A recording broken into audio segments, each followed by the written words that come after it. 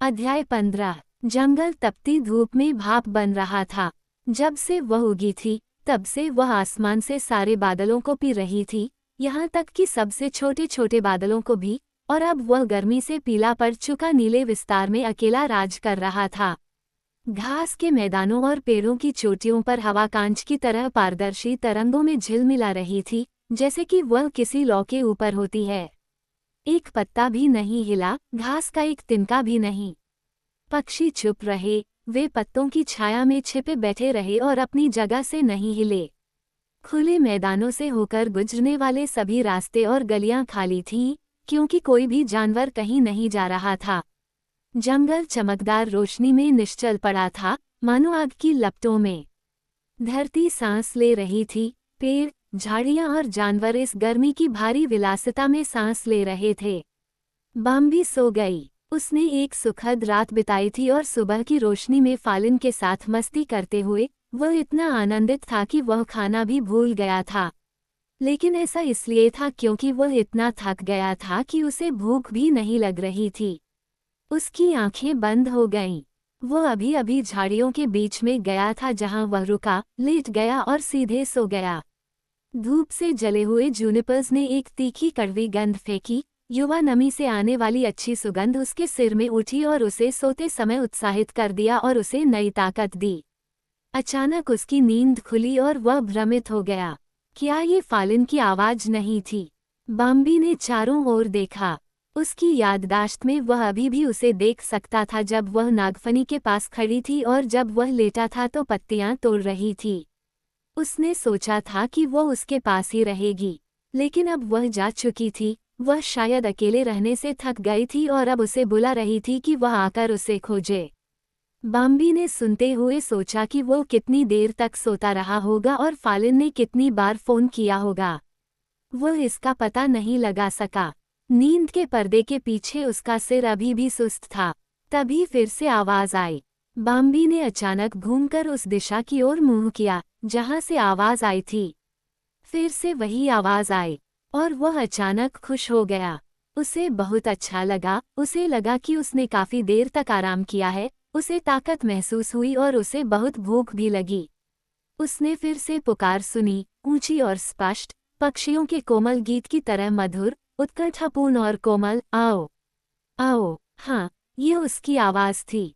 वह फालिन थी। बाम्बी इतनी तेजी से वहां से भागा कि झाड़ियों की पतली टहनियां टूट गईं और उनकी गर्म, हरी पत्तियां सिर्फ सरसराहट कर रही थीं।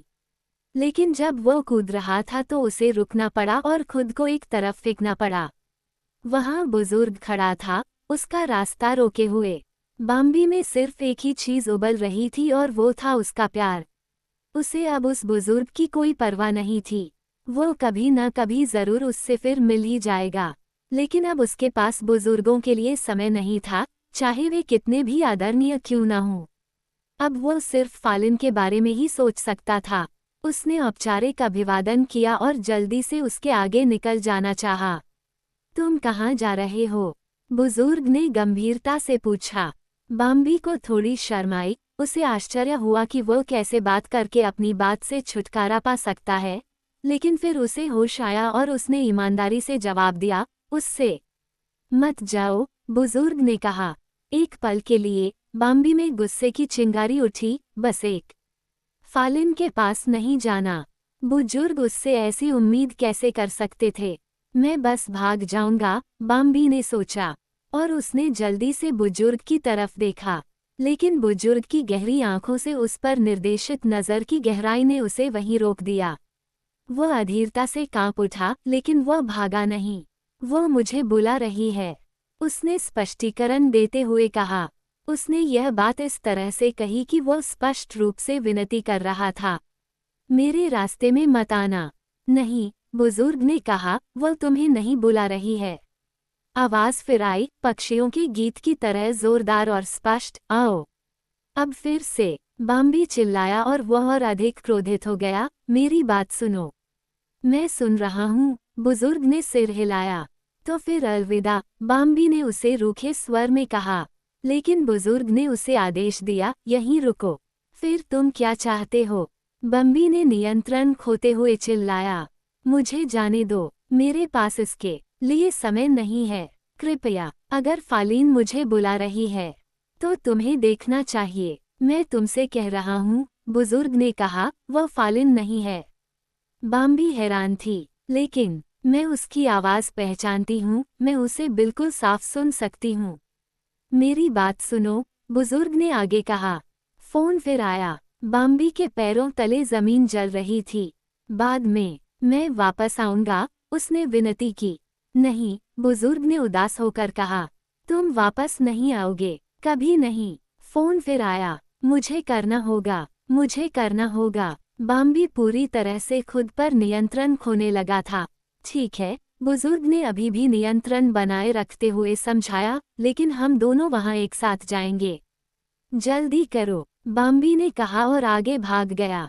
नहीं, धीरे धीरे चलो। अब बुजुर्ग ने ऐसी आवाज में आदेश दिया कि बाम्बी के पास आज्ञा मानने के अलावा कोई विकल्प नहीं बचा। तुम मेरे पीछे रहो, कदम दर कदम। बुजुर्ग आगे बढ़ने लगे। बाम्बी भी उनके पीछे पीछे चल रही थी, अधीर और आहें भरती हुई। सुनो, बुजुर्ग ने बिना रुके कहा, चाहे तुम कितनी भी बार यह आवाज सुनो, मेरी तरफ से मत हटना। अगर यह फालिन है तो हम उसे जल्द ही ढूंढ लेंगे, लेकिन ये फालिन नहीं है। इसे अपने से दूर मत जाने दो। ये सब इस बात पर निर्भर करता है कि तुम मुझ पर भरोसा करते हो या नहीं। बाम्बी ने उसका विरोध करने का साहस नहीं किया और चुप रही। बुजुर्ग धीरे धीरे आगे बढ़ा और बाम्बी उसके पीछे पीछे चला। ओह, बुजुर्ग चलने में कितना कुशल था। उसके खुरों के नीचे से कोई आवाज नहीं आई, एक भी पत्ता नहीं हिला, कोई टहनी नहीं टूटी। इस तरह बुजुर्ग घने झाड़ियों के बीच से रेंगता हुआ आगे बढ़ा, पुरानी झाड़ियों के बीच से अपना रास्ता बनाता हुआ आगे बढ़ा। बाम्बी केवल आश्चर्यचकित हो सकता था, उसे अपने बुखार भरे अधीरता के बावजूद बुजुर्ग की प्रशंसा करनी थी। उसने कभी नहीं सोचा था कि इस तरह से आगे बढ़ना संभव है।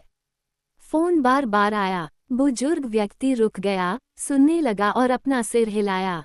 बाम्बी उसके पास खड़ा था, तड़प से कांप रहा था, उसे जो करना था उससे परेशान था और कुछ भी समझ नहीं पा रहा था। बुजुर्ग कई बार बिना आवाज सुने रुक जाता, वह अपना सिर ऊपर उठाता, सुनता और सिर हिलाता। बाम्बी को कुछ सुनाई नहीं देता। बुजुर्ग उस दिशा से दूर मुड़ गया जहां से आवाज आ रही थी, वह एक मोड़ से उसके पास जाने वाला था। इससे बाम्बी को बहुत गुस्सा आया। फोन बार बार आया, अंततः वे और भी करीब आ गए और फिर बहुत करीब आ गए। बुजुर्ग ने फुसफुसाते हुए कहा, अब तुम जो भी देख रहे हो, हिलना मत। क्या तुम सुन रहे हो? मैं जो कुछ भी करूँ उस पर ध्यान देना और तुम भी वैसा ही करना। सावधान रहना और घबराना मत। कुछ कदम आगे, अचानक वह तीखी, उत्तेजक गंध आई जिसे बाम्बी बहुत अच्छी तरह से जानता था। उसकी नाक में बहुत तेज थी। यह इतनी तेज थी कि वह लगभग चिल्ला पड़ा। वह वहीं खड़ा था जैसे कि उसे जमीन पर कीलों से ठोंक दिया गया हो। उसका दिल अचानक इतनी जोर से धड़कने लगा कि वह उसे अपने गले में महसूस कर सकता था। बुजुर्ग उसके पास निश्चिंत होकर खड़ा था। उसने आंखों से दिशा दिखाई, वहां। लेकिन वह वहीं खड़ा था।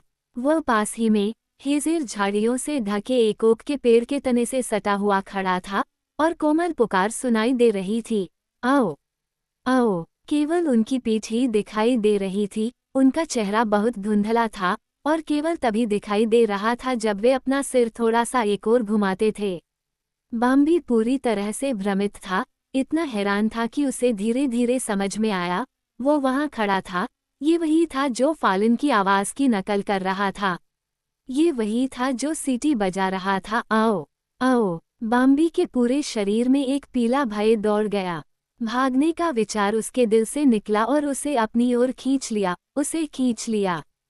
चुप रहो, बुजुर्ग ने तुरंत फुसफुसाते हुए आदेश दिया, मानो वह किसी भी तरह की घबराहट को रोकना चाहता हो। और बाम्बी ने कुछ प्रयास करके खुद पर नियंत्रण बनाए रखा। बुजुर्ग ने उसकी ओर देखा। पहले तो बाम्बी को लगा कि वह जहां भी था, बुजुर्ग उसका मजाक उड़ा रहा था। लेकिन फिर, कुछ ही देर बाद, वह एक बार फिर पूरी तरह गंभीर और दयालु दिखाई देने लगा। बाम्बी ने पलकें झपकाईं जब उसने उस ओर देखा जहां वह खड़ा था। और उसे लगा कि अब वह ऐसी भयावह चीज के पास नहीं रह सकेगा। बुजुर्ग को ऐसा लगा कि वह समझ गया कि बाम्बी क्या सोच रही थी और उसने फुसफुसाते हुए कहा, चलो चलें, और वो मुड़कर चला गया। वे सावधानी से दूर चले गए। बुजुर्ग अजीब तरह से टेढ़े मेढ़े कदमों से आगे बढ़ रहे थे, हालांकि बाम्बी को समझ नहीं आ रहा था कि ऐसा क्यों हो रहा है। अब भी उसे अपनी अधीरता को नियंत्रित करना मुश्किल लग रहा था क्योंकि वह इन धीमे कदमों का अनुसरण कर रहा था। फालिन के लिए उसकी तड़प ही उसे इस जगह तक ले गई थी, लेकिन अब भागने की इच्छा उसकी नसों में दौड़ रही थी। फिर भी बुजुर्ग व्यक्ति अपनी धीमी चाल जारी रखता रहा, फिर रुक गया, सुनने लगा, आगे बढ़ता रहा, अभी भी टेढ़े मेढ़े रास्ते पर, फिर रुका, फिर आगे बढ़ता रहा, धीरे धीरे, बहुत धीरे धीरे। अब तक वे आतंक के उस स्थान से काफी दूर चले गए होंगे। वह बार बार रुक जाता है, इसलिए मुझे लगता है कि फिर से बोलना शुरू करना ठीक रहेगा और फिर मैं उसे धन्यवाद कहूँगा। वह देख सकता था कि बुजुर्ग उसके ठीक सामने था और वह डॉगवुड झाड़ियों के घने जाल में गायब हो गया। बुजुर्ग के उसमें घुसने पर एक भी पत्ता नहीं हिला, एक भी टहनी नहीं टूटी। बाम्बी ने उसका पीछा किया और चुपचाप उतनी ही कुशलता से आगे बढ़ने की कोशिश की ताकि कोई आवाज न हो। लेकिन वह इतना भाग्यशाली नहीं था। पत्तियां धीरे धीरे सरसराती थीं, शाखाएं उसके पार्श्व के दबाव से झुकती थीं, फिर जोर से खड़खड़ाहट के साथ पीछे की ओर झुकती थीं। सूखी टहनियां उसके सीने से टकराकर तेज तेज दरार के साथ टूट जाती थीं। उसने मेरी जान बचाई, बाम्बी ने सोचना जारी रखा।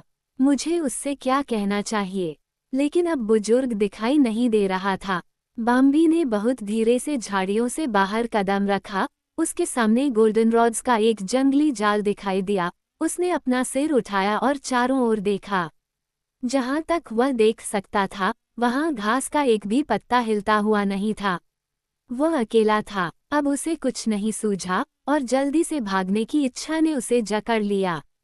जैसे ही वह उनके बीच से भागा, सुनहरी छड़ें एक बड़ी फुफकार के साथ अलग हो गईं, मानो किसी दरांती से काटी जा रही हों।